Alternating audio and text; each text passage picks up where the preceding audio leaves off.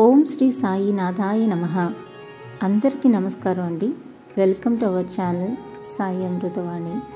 ఎలా ఉన్నారు అందరూ? ప్రతి ఒక్కరూ షిరిడి సాయినాథుని ఆశీస్సులతో సుఖ సంతోషాలతో బాగుండాలని మనస్ఫూర్తిగా కోరుకుంటున్నాను.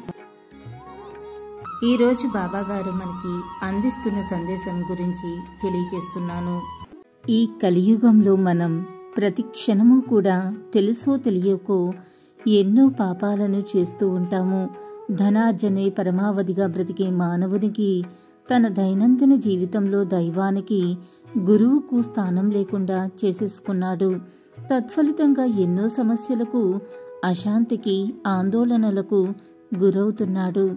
కానీ గురువుకు సర్వస్వ శరణాగతి చేసిన వారు మాత్రం ఆ గురువు యొక్క అపూర్వ కరుణా కటాక్షాలకు పాత్రులగుతూ ఎంతో సంతోషకరమైన జీవితం అనుభవిస్తున్నారు.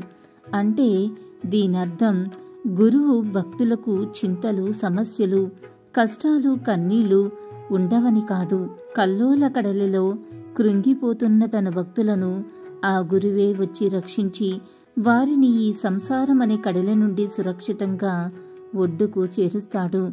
ఆ సద్గురువును నమ్ముకున్న వారు మరింక ఏ విషయం గురించి ఆలోచించనవసరం లేదు. హాయిగా తమ బరువు బాధ్యతలను ఆ సద్గురువు యొక్క పాదాలకు అప్పగించి మీరు నిశ్చింతంగా ఉండవచ్చు. ఈ సత్యాన్ని గ్రహించిన వారు ధన్యులు. మిగతా వారు మాత్రం అనుక్షణము ఆ బరువు బాధ్యతలను మోయలేక మోస్తూ కృంగిపోతూ ఉంటారు. ఈ కలియుగంలో ఆ సద్గురువుకు సర్వస్వ శరణాగతి చెయ్యటమే సాధనమని తెలుసుకున్నాము కదా. అట్లే సద్గురువు యొక్క బోధలే మనకు వేద శాస్త్రాలు. ఆయన చెప్పిన మార్గమే మనకు అనుసరణీయము. తన భక్తులకు సమర్థ సద్గురువైన సాయి ఎన్నో బోధలను చేస్తుండేవారు. ఆయనకు బోధలను చేయటానికి ప్రత్యేక సమయం కానీ, స్థలం కానీ, సమయం కానీ అవసరం లేకుండేది. సందర్భావసరములు బట్టి వారి ప్రబోధము నిరంతరం జరుగుతూ ఉండేది. ఒకనాడు ఒక భక్తుడు మసీదులో తన తోటి భక్తుని గురించి విమర్శించసాగాడు. ఆ తోటి భక్తుడు చేసిన మంచి పనులను విడిచి అతడు చేసిన తప్పుల గురించి తీవ్ర పదజాలంతో ఘాటైన విమర్శలను చెయ్యసాగాడు. ఆ దూషణలను విన్న ఇతరులు విసిగిపోయారు.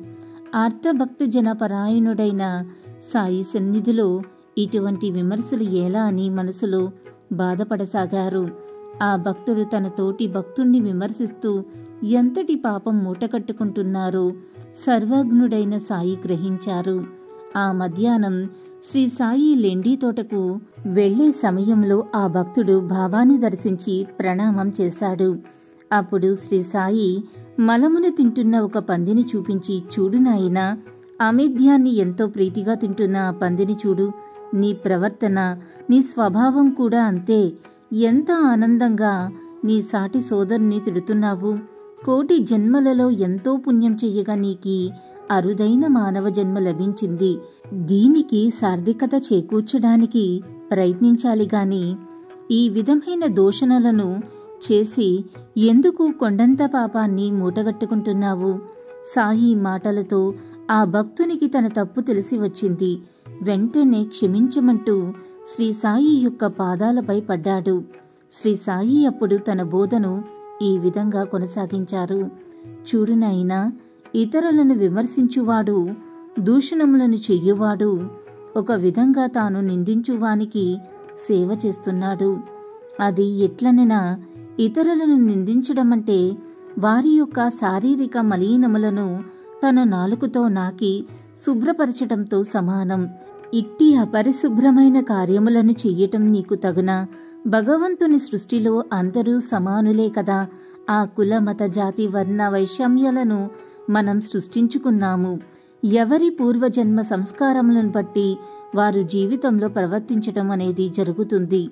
వారి యొక్క ప్రవర్తన మనకు నచ్చనంత మాత్రాన వారిని విమర్శించటం తగదు. ఇతరులను దూషించటం భగవంతుని దూషణతో సమానం. ఒకరు ఇంకొకరిని దూషిస్తే నాకెంతో బాధ కలుగుతుంది. కనుక ఆ పనులను ఇక మీదట చెయ్యవద్దు. మానవ ప్రవర్తనపై శ్రీ సాయి ఎంతటి అపూర్వమైన దివ్య బోధన చేశారో చూడండి.